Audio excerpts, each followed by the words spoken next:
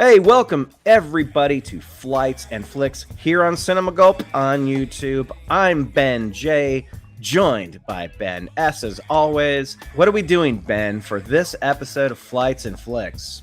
Today we're going to blow it up with some box office bombs!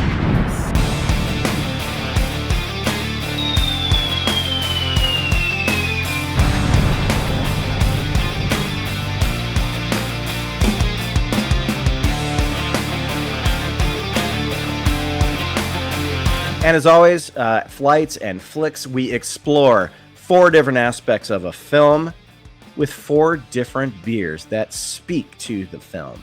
And as always, we're going to start over here with story. We move on to character, filmmaker, and theme. So, Ben, what do you got as your movie for box office bombs? 1996 The Frighteners. Sorry, Michael J. Fox and Jake Busey, among others. Yeah. And Arlie Ermy. Yes. All the notable actors in that film. But yes, directed by Peter Jackson. I can say a lot about this film that I want to touch on more with the beers. But basically, this at that point in time,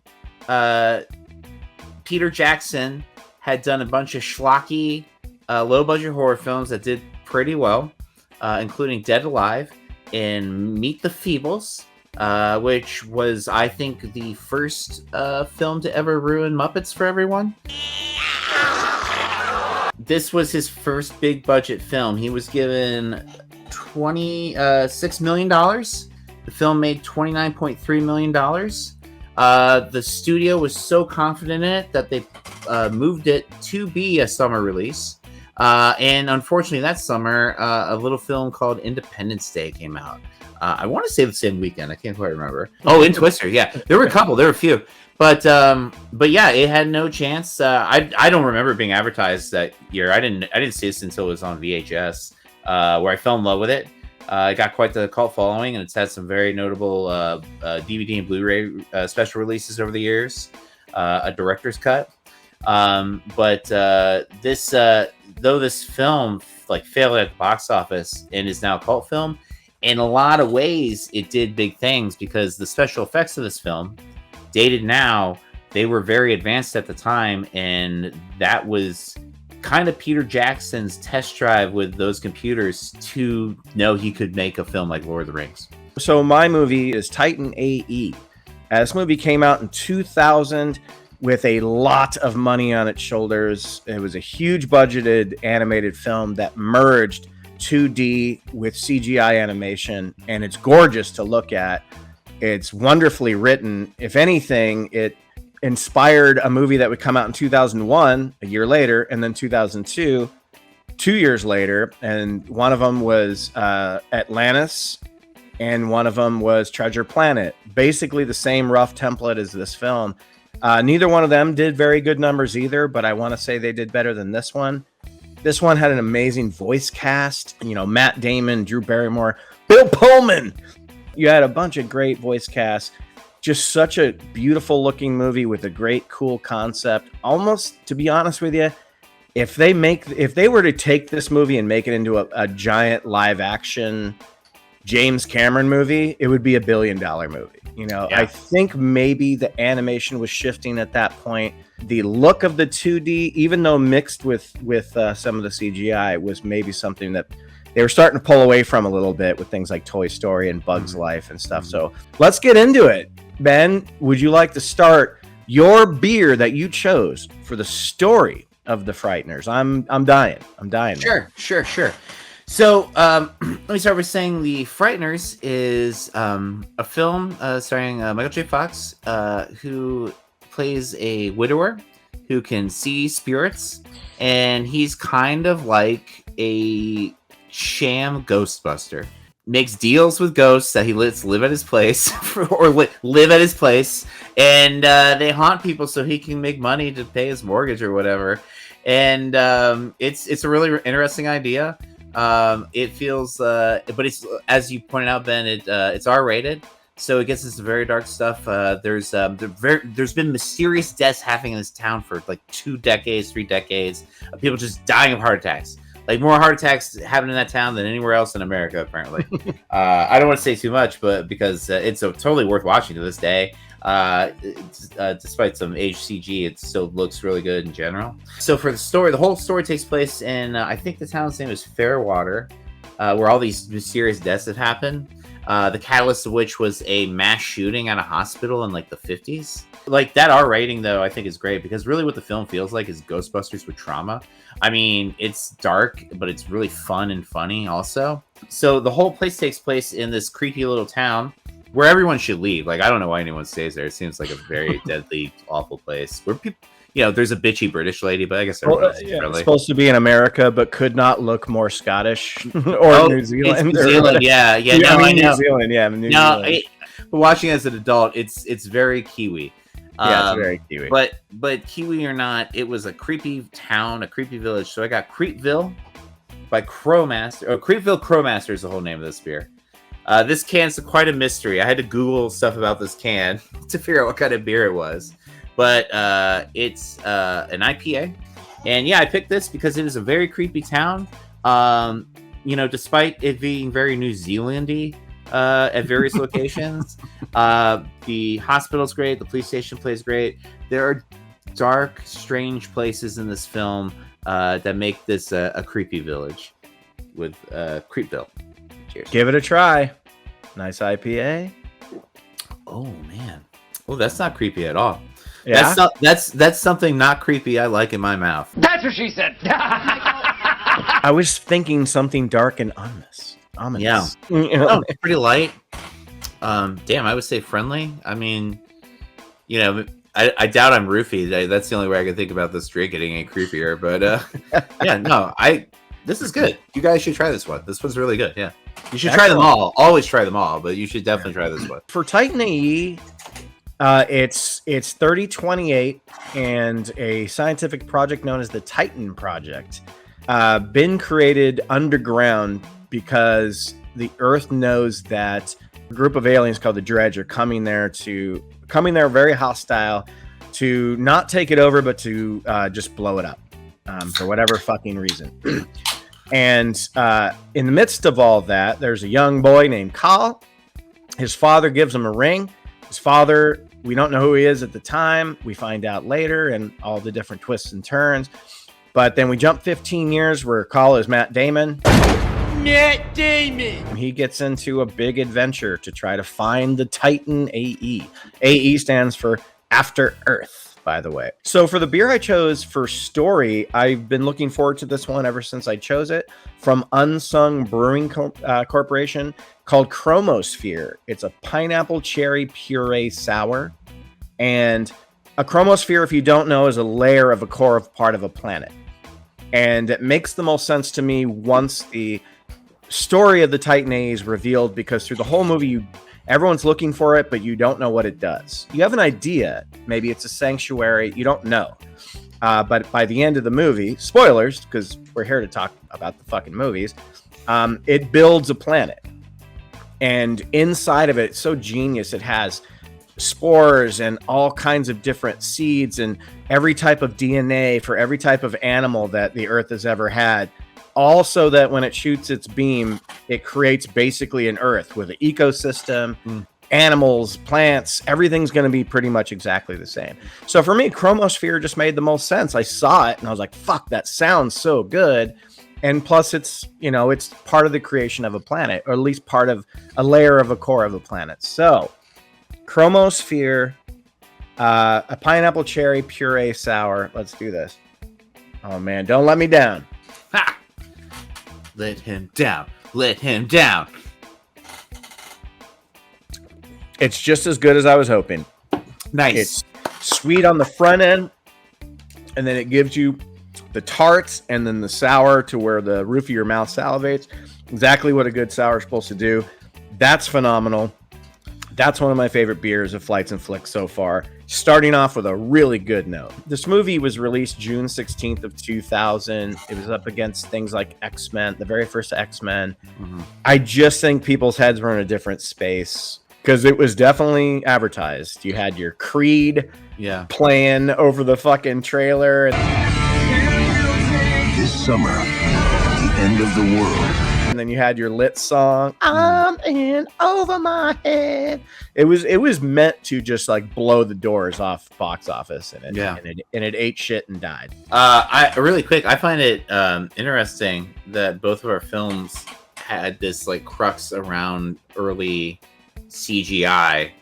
Where Trailblazers. Yeah, Trailblazers. But just the timing was off. So let's get into character, Ben.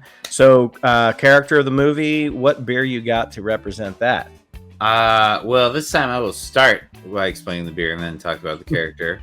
And maybe fans of the Frighteners will kind of see where this is going. So I got Acid Test by Around the Bend Beer Company.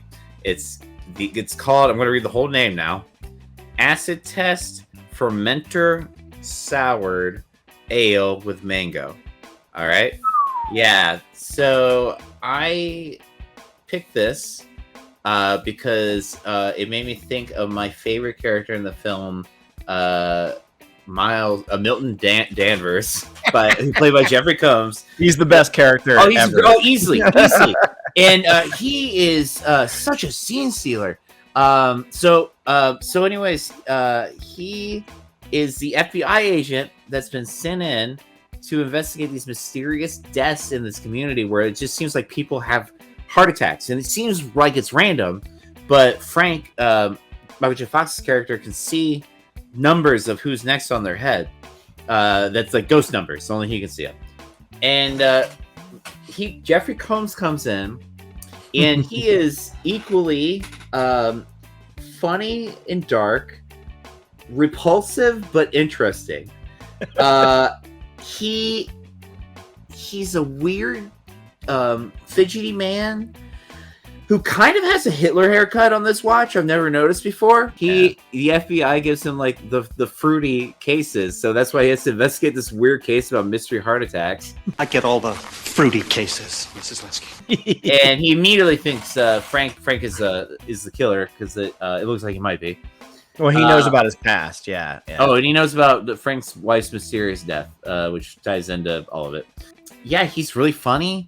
He's got a problem with women screaming, and I'd like that's such I think that's such a funny and interesting character trait that I've never seen in anything else ever. He just gets really uncomfortable, and like he like has to leave the room. And it happens twice, and the second time it's like how they get out of trouble. It's funny. His character introduction is one of the funniest things you'll ever see. Good. Like you just see like his head popping out from the door because he just is so nervous. Oh, and then like how he starts rambling himself about like JFK and all this stuff. He is so good in this movie. I would have watched a prequel with this character. So I thought Acid Test was the way to go. I love it. Here's my Acid Test. So what type of beer is it again? It's a. I just want to hear it again because it sounds amazing. It is a fermenter soured ale with mango. Oh, dude, that better knock your fucking ass off. By the way, yeah, this is fermenter. I feel like you should say fermented, but fermented. Yeah. That's delicious. Yeah, that's pretty good. It's the mango is it's like just a nice mellow amount. It's not too tart or anything like that, or too sweet. That's good. Yeah. Great aftertaste. This is awesome. It's very good. Okay, so moving on to character for me. The character I chose is the main character. This is called Toppling Gothic Brewery, Nepo Baby. And the reason it's called Nepo Baby, or the reason I chose it, is because the movie is basically about a Nepo baby. Like he's going to be the savior of every human being in the galaxy, simply because his dad gave him the key, and his dad created the greatest thing that's ever been in existence. I saw Nepo Baby, and I'm like, I gotta pick it. His dad's like technically low key god, I think, if you think of it a little bit. Yeah, his dad basically created a way to make a planet. Yeah.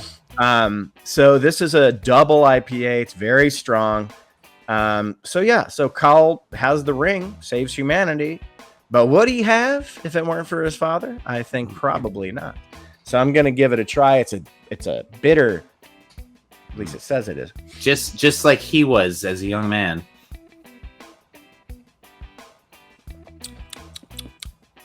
To be honest with you, for a double IPA, it's very mild. Mm. Very, very mild. Not bad. I mean, it's good. There's not much to it. It looks like it's going to be kind of like a badass, but I love how you're perfectly describing Matt Damon's character in this movie too. As you describe this beer, you look there's like not much to it, but not really. It's pretty mild actually. If you watch it, and yeah, I really like his. I do really like his character. He's a traditional good guy hero who has an arc. He's a scrapper. He basically just works construction outside of spacecrafts and is kind of a wild card and doesn't have a lot of friends. This is after he gets left behind from the Titan. He doesn't get on the Titan. And he was 4 years old when he left Earth, so he doesn't really remember Earth that much. And he doesn't have a place in the world. And I'm guaranteeing you sometimes Nepo babies, especially in film, probably feel that way too. I'm looking at you, Maya Hawk. There's a scene where he saves Corso after Corso has turned and clearly become a bad guy. And then he saves his life anyway. And it's like, those are the traditional good guy swashbuckling action things I like to see, like your Indiana Joneses. And I don't need gray areas. Sometimes in those kind of movies, I want black and white. I want good guys and bad guys. So anyway, that's the beer I chose, Nepo Baby. It's okay. It's just a double IPA with not much to it. For the Frighteners, we're moving on to Filmmaker. And boy, you got a behemoth. Yeah, I have one of the greats, one of the arguably still working directors of current cinema, a real auteur, Peter Jackson. And for Peter Jackson, I picked Miller High Life, the champagne of beers. I did that for a few reasons. I thought with this episode we want to talk about box office bombs, so it felt right that I get one. Let's call it a budget beer. And I really like High Life, and I think High Life kind of represents what Peter Jackson's career was like early on. But they got him noticed because they were made on such a small budget. Like what he did was, but they were great. They were spectacles. They're very reminiscent of like some of the early, some of Raimi's best work in horror. But basically, he made films on a beer budget look like champagne. So I thought this was a very appropriate beer. So here's to Peter Jackson. I hope you're living the high life. As good as the first day I ever had it. The first person to ever drink Miller High Life out of a beer flight. Mm-hmm. I'm living the high life after that delicious thing. So shall I ask, how was it? Dude, it's the champagne of beers. It was awesome. Happy New Year from the champagne of beers. It was smooth going down all the way and satisfying. Just like a Peter Jackson movie. Okay, for me, Don Bluth. I picked El Segundo Brewing. It's called Squirrel Tooth Tiger. It's an American amber. And I picked it basically because of his track record with animation. The label just kind of spoke to me. It's just like a funny, goofy animated animal with a lot of heart to it. Not much more than that as far as why I picked it, because he was a hard one to pick for.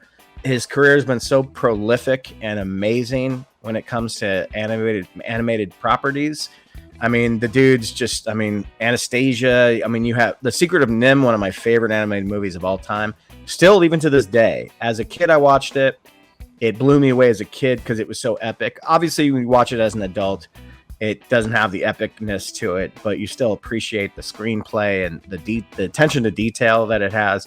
I think he's just a genius. And this movie, I think he was starting to get a little bit older at this point. And I think that Fox Animation Studios had to really kind of court him for this movie. And I think he thought it was going to be his big, like, what do you call it, magnum opus. And I always feel sad when I think about that with him and this film, and well, for everybody involved, because it fucking tanked. But he's a wonderful animated filmmaker.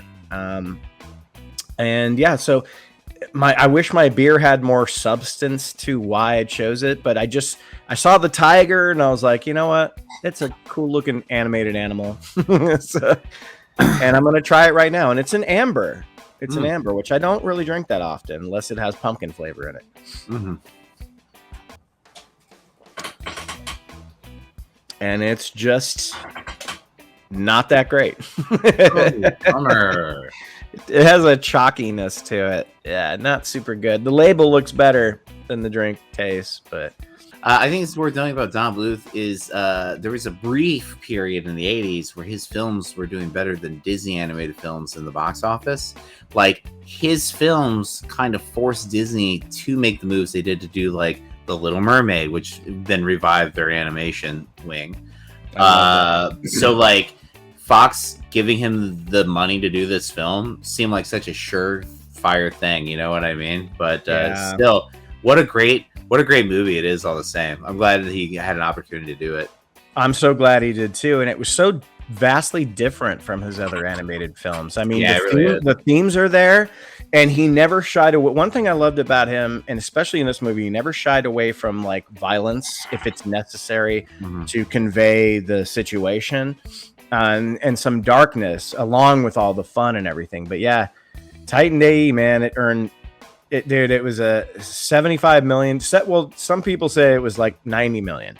Yeah, to make it, and it opened up at $9 million opening weekend. Yeah, not good. I was there, man. I saw it. I'm pretty sure I saw it opening weekend. Yeah, it's good. It's a shame more people didn't see it.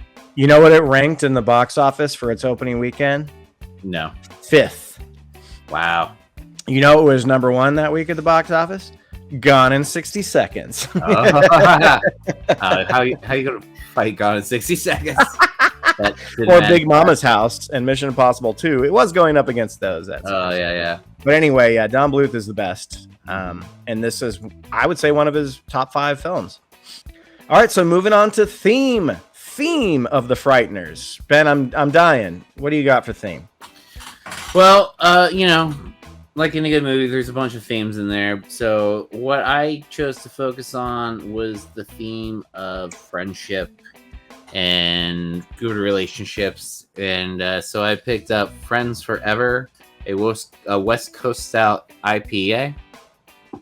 And I got that because I was inspired by the ghosts in the film.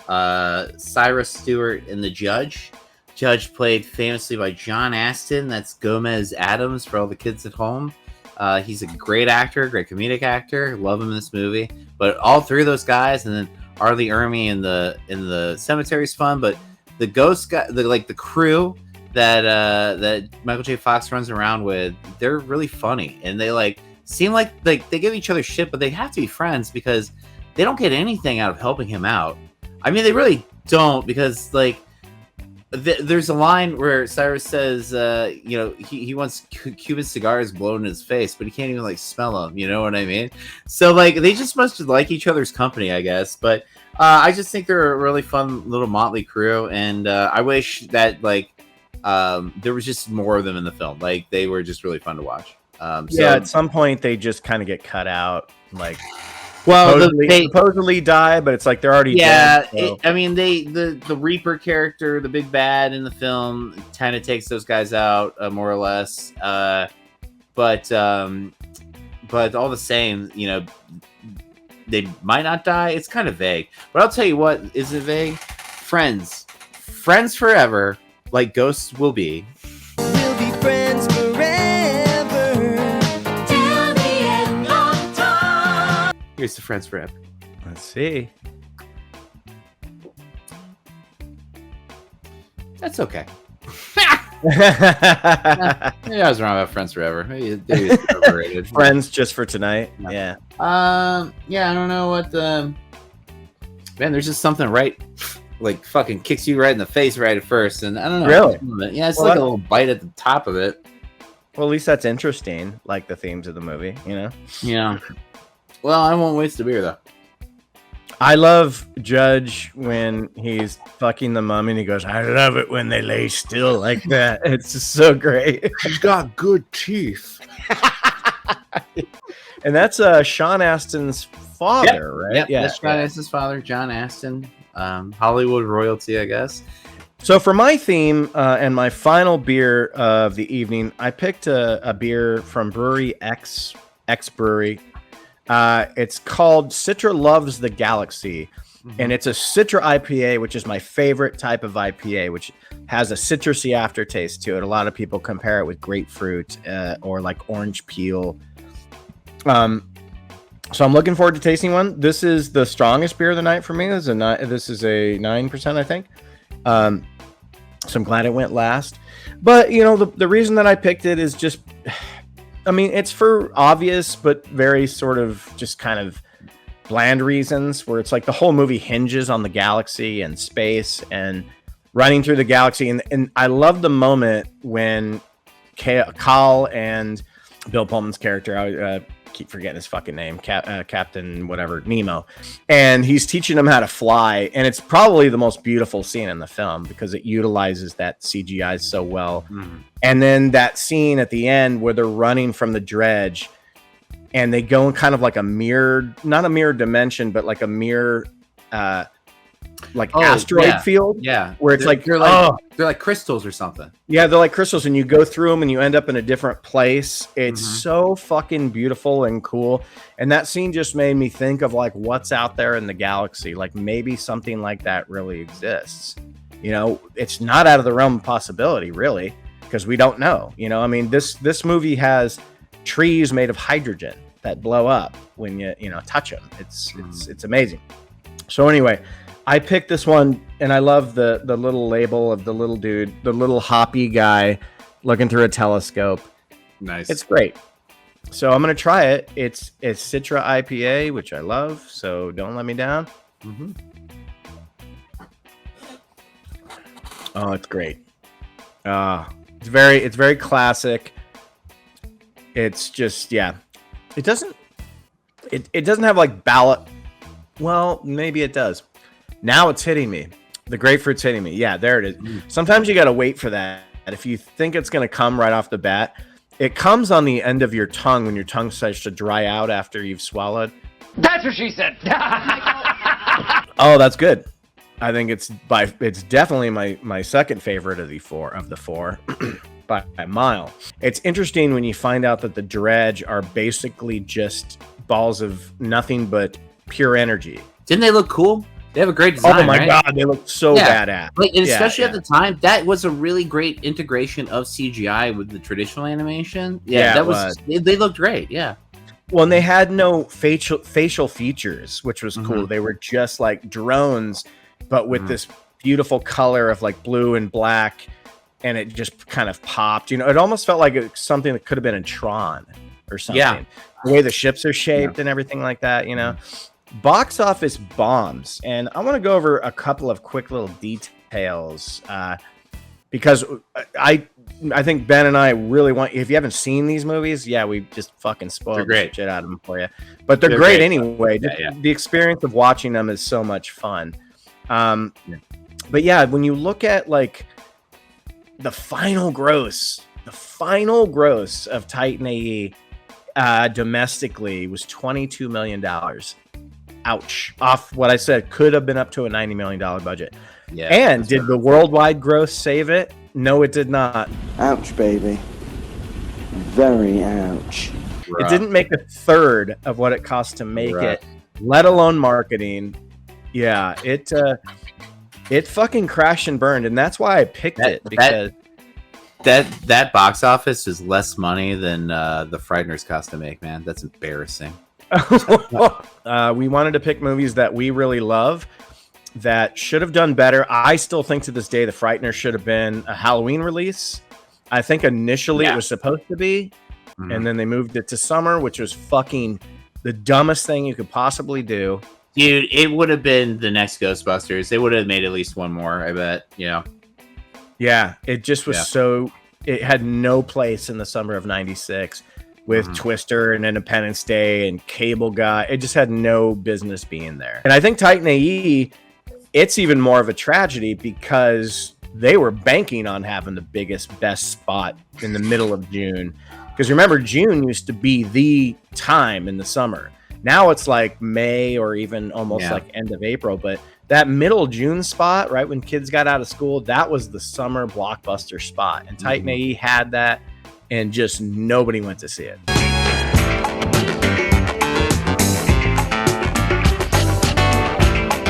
What's your favorite beers? Well, let me say really quick. I've been I don't want to say cheating, but I've had a palate cleanser over here with a summer shandy. But I have to say, is that a Lenny Kugels?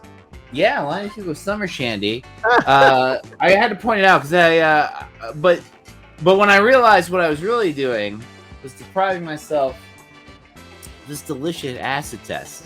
This was awesome.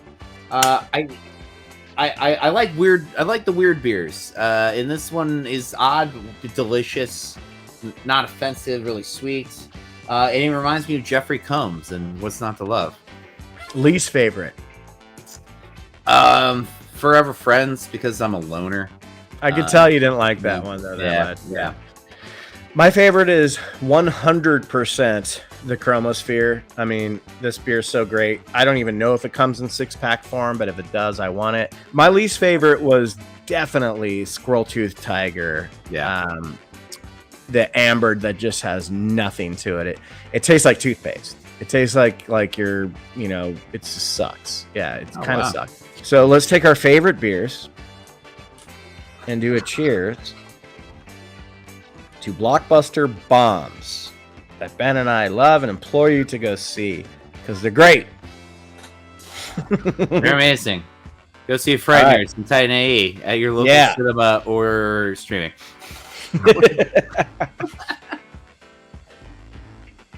All right, until next time, everyone. I'm Ben. I'm Ben. No, I'm Ben. And I drink your cinema.